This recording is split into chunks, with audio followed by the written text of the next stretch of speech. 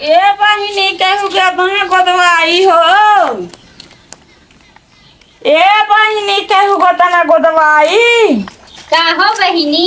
आवा आवा कृष्ण गोदनहारिणी बनी के राधा के भवनमा चलले हरे के गोदवाई हो गोदानमा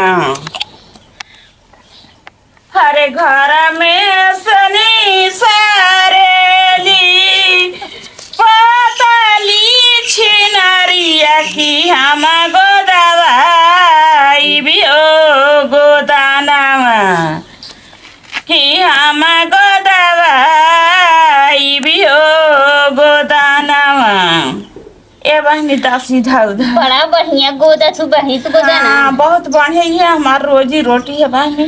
अपन पेट जी आई थे मन नान के लड़के बाटे मन से धु है नहीं खे मर गई।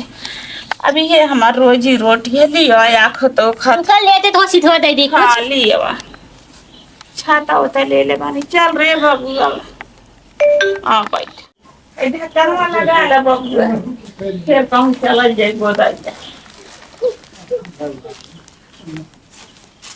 दया सदा सुहागिन रहा जबले गंगा जमुना में पानी रहे तबले यह बातिन रहू भगवान तहर जोड़ा बनाए रहा। सब बहुत अच्छी हो दीदी। फिर जाऊ तहर पतो हुआ तो गोदे चलो ठीक बा। हाँ जाता अब अपना ठीक है घर। ठीक है।